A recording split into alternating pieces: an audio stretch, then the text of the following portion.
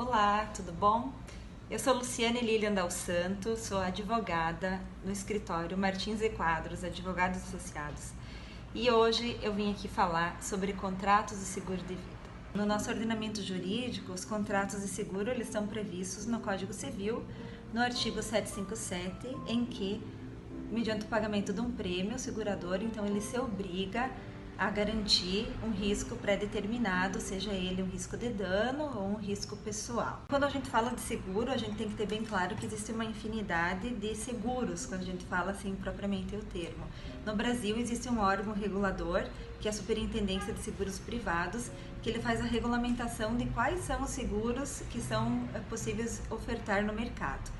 Então hoje eu escolhi um tema especial dentro dessa área. Eu vou falar dos contratos de seguro de pessoas. Então, por que eu escolhi esse tema, seguros de pessoas? Porque seguros de pessoas hoje está envolvendo muitas pessoas na sociedade, muitas pessoas que sequer sabem que elas estão pagando por um seguro e também como que elas podem ter acesso a possivelmente algum direito acerca disso. Dentro da área de seguros pessoais, nós temos várias modalidades. Nós temos mais ou menos umas 10 categorias de modalidades que se enquadram dentro de seguros pessoais e aí vai depender de cada contratação. Eu vou falar aqui de duas que elas têm bastante ênfase nos contratos atuais da sociedade, que são os seguros de vida e os seguros de acidentes pessoais. O seguro de vida é um contrato que ele pode ser individual ou coletivo e que ele tem a previsão básica de pagamento da morte, seja a morte natural ou a morte acidental.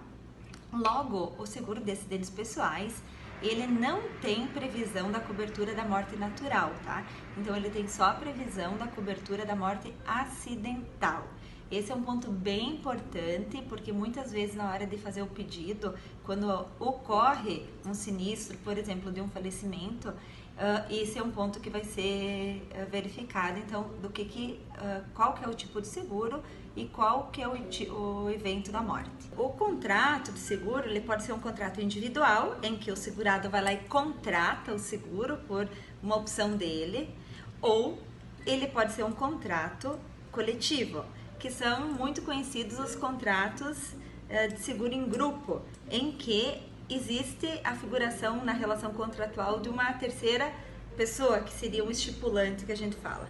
Na grande maioria dos casos que a gente vê, são as empresas que figuram como estipulante, onde elas realizam um contrato de seguro de vida em grupo, inclui os seus funcionários e eles são segurados aí nessa condição. Nos contratos de seguro de vida em grupo, que são os típicos contratos de adesão, os segurados eles são inclusos automaticamente e eles não participam da escolha dos prêmios, da negociação das coberturas, daquilo que está previsto. Eles não têm conhecimento sequer, às vezes, do valor que vão pagar ou daquilo que eles possivelmente poderiam receber, que estaria previsto no seu contrato, que a gente chama de apólice. Ocorre que o segurado, na maioria das vezes, não tem conhecimento de que ele tem o direito também ao pagamento em situações que ocorram uma invalidez parcial ou total.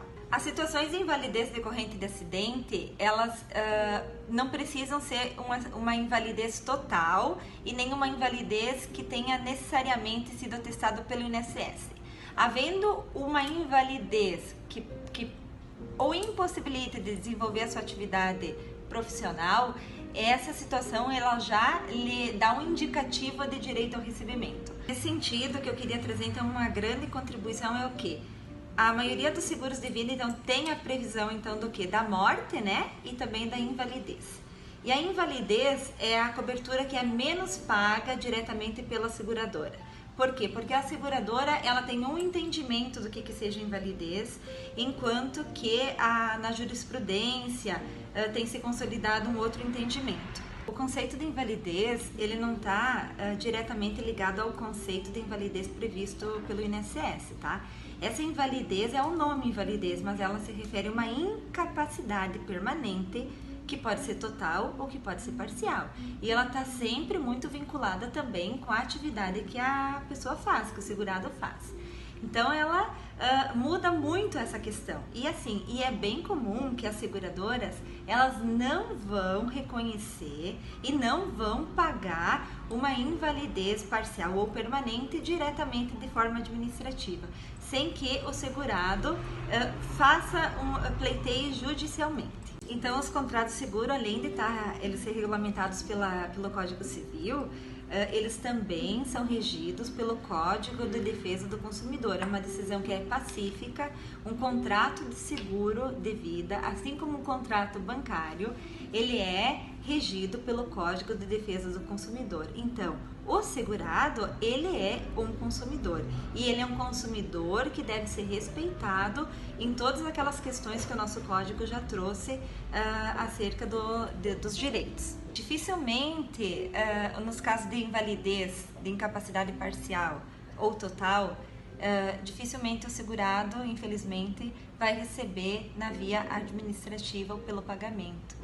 Então, nesses casos é que o direito securitário, as ações de cobrança, elas têm êxito judicialmente, porque existe todo um aparato do Código de Defesa do Consumidor, porque fica demonstrado, é visível, é bem notório que contrato de adesão, na sua grande maioria, eles são contratos em que deixam o consumidor em desvantagem. Não há informação adequada acerca das cláusulas do contrato. O consumidor, o segurado, ele não recebe as cláusulas, ele não sabe o que ele está contratando, ele não sabe o que ele paga. Então é uma situação que, discutido judicialmente, ele assegura esse direito. E também há situações em que há cláusulas abusivas de direito, que são cláusulas limitadoras, em que o Código de Defesa do Consumidor ele veda que existam num contrato de seguro cláusulas limitadoras de direito. E aí também há situações que são cláusulas também que constam do contrato, que elas ferem o sistema jurídico do Código de Defesa do Consumidor, em que elas são totalmente contra o consumidor e contra o contratante naquele momento, porque elas são totalmente incompatíveis. Aqui, para encerrar esse vídeo, o que eu queria trazer assim de importante?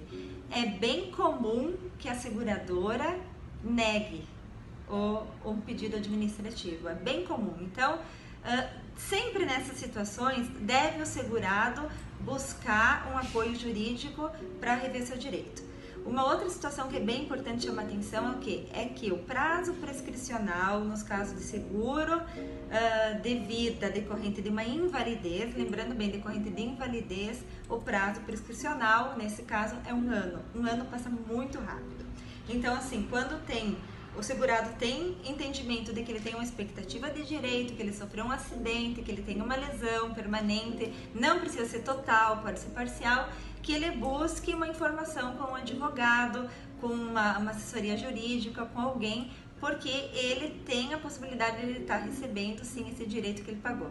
E a outra informação é assim, o pessoal verifique o que pagam, porque é o seguinte, tem muita gente que paga seguro por meio de venda casada, por meio de inclusão automática na sua folha de pagamento e nem sequer está sabendo. Então, busque se informar. Então, hoje, por isso é só. Eu quero mandar um grande abraço a todo o pessoal e que estamos aqui à disposição.